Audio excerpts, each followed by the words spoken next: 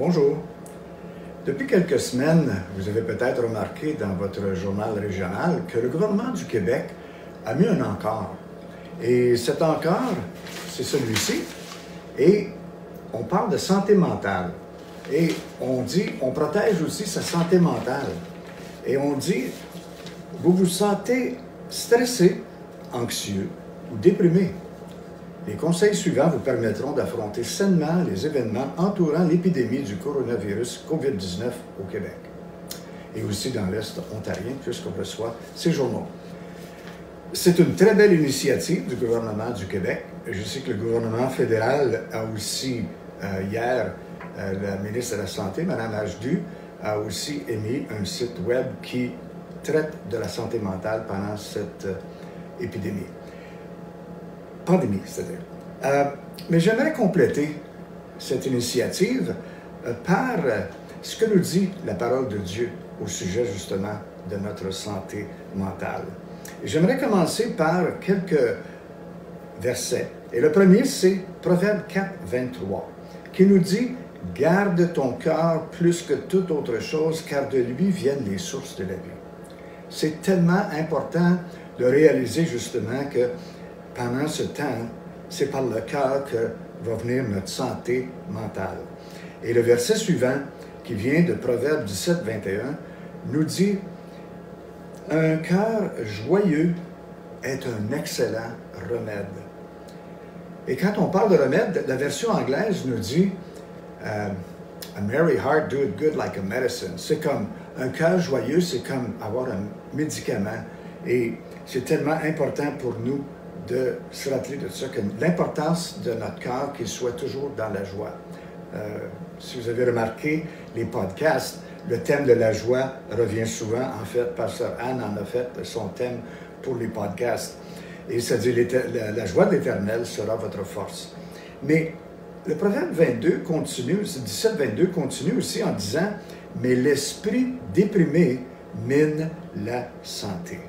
Donc, on voit ici les deux possibilités d'avoir, premièrement, la joie, un cœur joyeux, ou le laisser la déprime nous envelopper et changer l'état de notre cœur.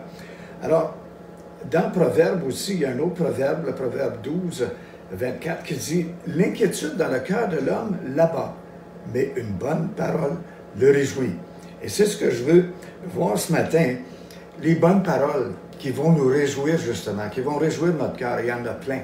La première, c'est dans le cas des soucis, du stress causé, des inquiétudes. 1 Pierre 5, 7 nous enjoint à lire et de réaliser et déchargez-vous sur lui, sur Jésus, de tous vos soucis, car lui-même prend soin de vous. Merveilleux de voir que Dieu connaît nos inquiétudes, il sait qu'on peut être inquiet. Et il répond, il dit, déchargez-vous, envoyez, amenez-les vos inquiétudes, amenez-les vos stress, je m'en occupe. Et ça continue dans Philippiens 4.6 en disant, ne soyez inquiets de rien, mais demandez toujours à Dieu ce qu'il vous faut. Et quand vous priez, faites vos demandes avec un cœur reconnaissant. C'est-à-dire, merci Seigneur. Quand on regarde dans le passé, on dit, tu as toujours pourvu à mes besoins. Pourquoi est-ce que je m'inquiéterais aujourd'hui? Tu es le même, tu n'as jamais changé. Et pourquoi donc m'inquiéter? Et j'aimerais lire un passage dans la parole de Dieu, Matthieu 6, 24 à 34. Et ça commence en disant, « Nul ne peut servir deux maîtres, car ou il haïra l'un et aimera l'autre. Il s'attachera à l'un et méprisera l'autre. Vous ne pouvez servir Dieu et Mammon. C'est pourquoi je vous dis, ne vous inquiétez pas pour votre vie, de ce que vous mangerez, pour votre corps, de quoi vous serez vêtu. La vie n'est-elle pas plus que la nourriture et le corps plus que le vêtement? Regardez les oiseaux du ciel. Ils ne sèment ni ne moissonnent. Ils n'amassent rien dans des greniers, et votre Père céleste les nourrit. Ne valez-vous pas beaucoup plus qu'eux? Louise me faisait remarquer ce matin, justement, au sujet des oiseaux, que peu importe, ils ne sont pas inquiets par le COVID-19, ils vont continuer à aller picosser sur le terrain pour ramasser des graines. Alors, pourquoi nous, on s'inquiéterait? Dieu pourvoit pour eux, encore plus pourvoit pour nous. Et Alors ne valez-vous pas beaucoup plus qu'eux? Qui de vous, par ses inquiétudes, peut ajouter une coudée à la durée de sa vie? Et pourquoi vous inquiétez au sujet du vêtement? Considérez comment croissent les lys des champs. Ils ne travaillent ni ne filent. Cependant, je vous dis que Salomon même, dans toute sa gloire, n'a pas été vêtu comme l'un d'eux. Si Dieu revêt ainsi l'herbe des champs, qui existe aujourd'hui et qui demain sera jetée au four, ne vous vêtira-t-il pas plus? Vêtera-t-il pas plus? À plus forte raison, gens de peu de foi. Ne vous inquiétez donc point, et ne dites pas comment verrons-nous, que boirons-nous, de quoi serons-nous vêtus, car toutes ces choses, ce sont les païens qui les recherchent. Votre Père céleste sait que vous en avez besoin. Cherchez premièrement le royaume de Dieu et sa justice, et toutes ces choses vous seront données par-dessus. Ne vous inquiétez donc point du lendemain, car le lendemain aura soin de lui-même. À chaque jour suffit sa peine. Donc, c'est important pour nous de se rappeler ces versets-là. Et de se rappeler que, justement, comme nous donne le verset dans Philippiens 4, « Mon Dieu pourvoira à tous vos besoins selon sa richesse et avec gloire en Jésus-Christ. » Ça, c'est seulement une des 3573 promesses dans la Bible. Et c'est certain qu'il y a des promesses, plusieurs de ces promesses commencent par un « si ». C'est-à-dire qu'elles sont conditionnelles. Elles sont conditionnelles à votre obéissance. Peut-être que vous avez besoin de faire quelque chose. On se rappelle 2 Chroniques qui dit « Si mon peuple s'humilie, il cherche ma face, je l'invoquerai des cieux. » Et donc, c'est important pour nous de ne pas s'inquiéter de rien, puis de laisser à Dieu le soin de pourvoir pour nous, ses enfants, comme un bon papa. Maintenant, quelle est la clé pour avoir un cœur joyeux? On a parlé des inquiétudes, mais je pense qu'on peut trouver notre joie dans la parole de Dieu. Mon fils, sois attentif à mes paroles, prête l'oreille à mes discours, qu'elles ne s'éloignent pas de tes yeux.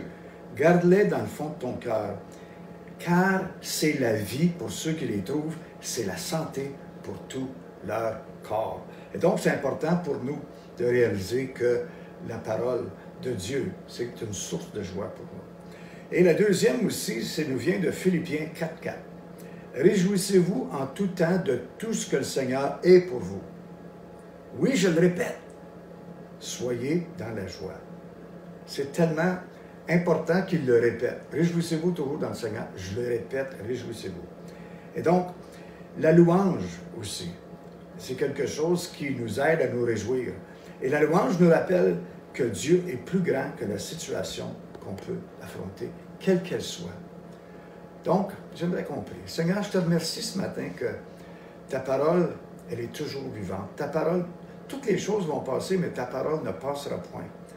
Alors, Seigneur, ta parole, c'est toi, c'est Jésus. Et Seigneur, je te remercie ce matin que tu nous as donné ces versets pour nous encourager à être en bonne santé mentale à travers toute la durée de cette pandémie, qu'on ne sait pas encore combien de temps ça va durer. On pensait que ça durerait une semaine ou deux, là, si on parle de mois. Et Seigneur, je te remercie que tu vas garder tes enfants dans la joie. Parce que le cœur joyeux, c'est un bon remède. Amen. Que Dieu vous bénisse, passez une bonne journée.